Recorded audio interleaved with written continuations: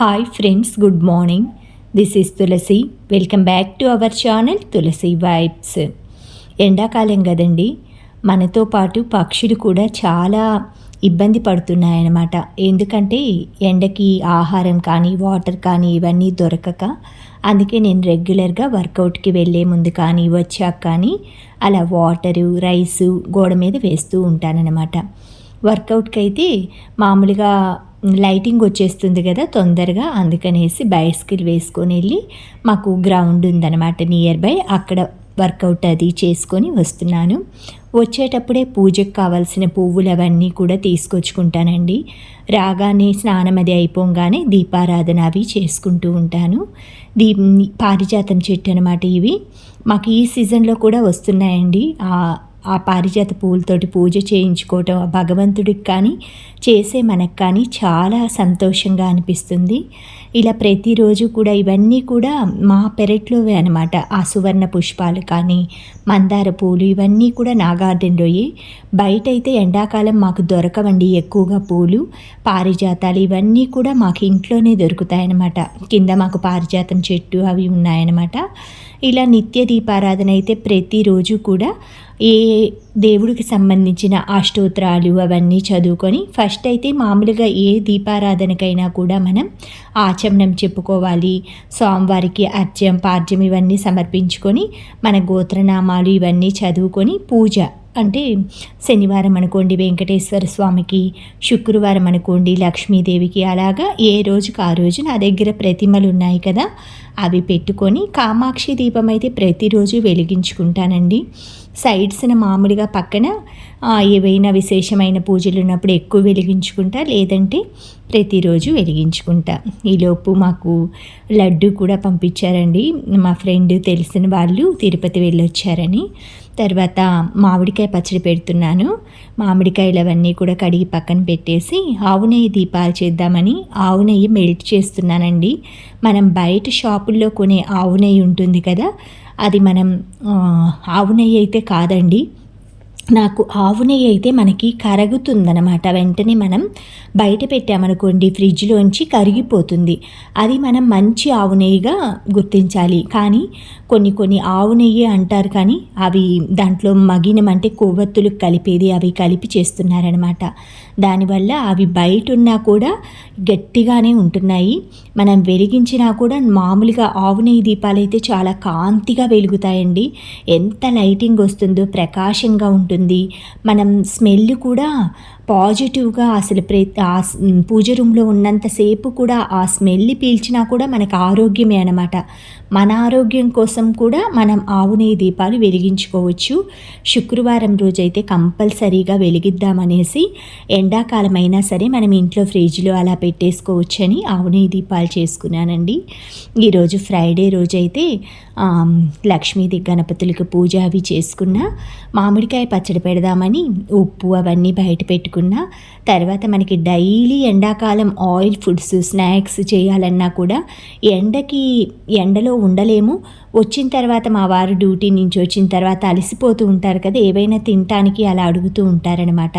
మనకైనా ఎండలో నీరసంగా ఉంటుంది కదా, అప్పుడప్పుడు ఇలా చిరుతిండ్లు ప్రతిరోజు చేయలేం కాబట్టి వారానికి అలా సరిపడా అయితే చక్రాలు, కొంచెం సున్నుండలు ఇవన్నీ కూడా చేద్దామనేసి వాము చక్రాలు అనమాట ఇవి. ఇది వేయించిన మినప్పప్పు, బియ్యము, జొన్నలు అనమాట. జొన్న పిండి, మినప్పప్పు 1 గ్లాసు, బియ్యం 1 గ్లాసు, జొన్నలు 2 గ్లాసులు. ఇవి పౌడర్ చేసేసి మిక్సీ కాదండి గ్రైండర్లో నెయ్యి వేస్తున్నాను. నెయ్యిలో కలిపేసుకొని వేడి నీళ్లు పోసి మనం చక్రాల పిండిలా కలుపుకోవాలి. ఈ చక్రాలు కూడా నేను హెల్దీ వెర్షన్లోనే చేస్తున్నానండి. బియ్యం తక్కువ క్వాంటిటీలో, రైస్ వచ్చేసి జొన్నలు అంటే చిరుధాన్యాలు ఇవి ఎక్కువగా తీసుకోమంటున్నారు కదా ఇప్పుడు హెల్త్ దృష్ట్యా కూడా. అందుకనేసి మనం వాడే స్నాక్స్లో కూడా ఏదైనా మనం ప్రిపేర్ చేసుకునే బిస్కెట్స్ కానీ ఇలాంటి వాటిలో రాగులు, జొన్నలు, కొర్రలు, సామలు ఇలాంటి చిరుధాన్యాలు ఎక్కువగా ఉండేటట్లుగా చూసుకోండి. ఇవి తక్కువ క్వాంటిటీలో తిన్నా కూడా మనకి సమ్మర్ సీజన్ అనే కాదు, వింటర్ సీజన్ అనే కాదు, ఎప్పుడైనా కూడా వాటికి లేట్గా డైజెస్ట్ అయ్యే గుణం ఉంటుందన్నమాట. ఈ చిరుధాన్యాలకి. అందుకని మనకి ఎక్కువసేపు ఆకలి అవ్వకుండా ఉంటుంది. అందులో మంచి ఫైబర్ కానీ, మనకి బాడీకి కావాల్సిన మినరల్స్ కానీ, మంచిగా పిండి పదార్థాలు ఇవన్నీ కూడా మంచిగా సమృద్ధిగా అందుతాయన్నమాట. అందుకని మనకి కొంచెమైనా సరే మన ఫుడ్లో మార్నింగ్ కానీ, ఆఫ్టర్నూన్ కానీ, ఈవినింగ్ కానీ చిరుధాన్యాలు ఉండేటట్లుగా, స్ప్రౌట్స్ ఉండేటట్లుగా, పచ్చి కొబ్బరి ఉంటుంది కదా అది కానీ, బెల్లం, ఐరన్ కూడా మనకు కావాలి బాడీకి. ఇవన్నీ కూడా మనం ఇంట్లో ఉండే వాటితోటే, వంటగదిలో ఉండే వాటితోటే మనం చేసుకోవచ్చండి.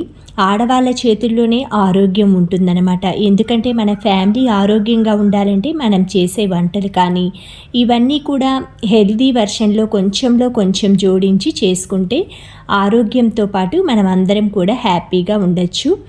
ఇది మినుములు మనకి నల్ల మినుములు కాకుండా పొట్టు తీసిన మినుములు ఉంటాయి కదా, గుండు పప్పు, అవి అన్నమాట. చాయ్ మినప్పప్పు అంటారు కదా, అవి అన్నమాట. అవి బాగా దూరగా వేయించేసి మెత్తగా మిషన్ ఆడించుకోవాలి. పౌడర్ మెత్తగా స్మూత్గా వస్తుంది. మనకి బరకగా కావాలంటే జల్లించుకో అక్కర్లేదు.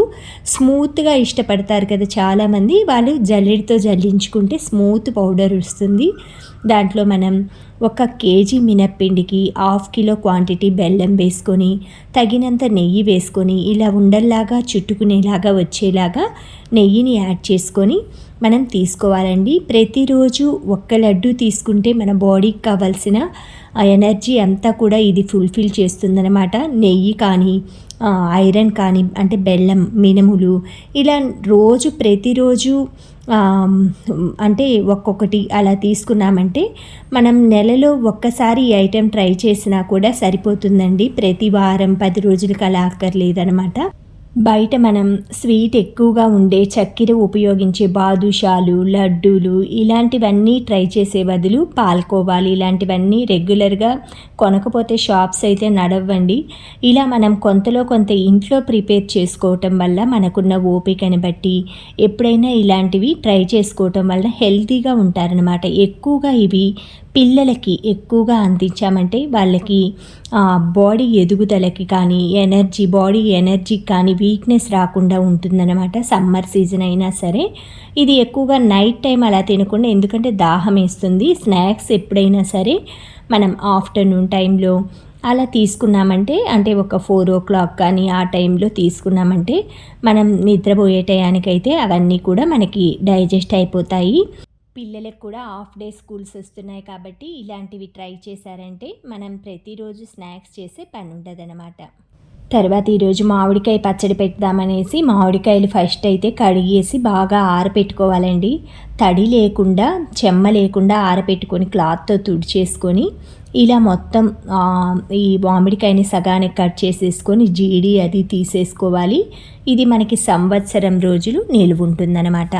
ఇదంతా తీసి లోపల ఏదైనా వైట్ లేయర్ అలా ఉంటే తీసేసుకొని చక్కగా ఈ సైజ్ పీసులు అయితే నేను మరీ పెద్ద ముక్కలైతే చేసుకోనండి.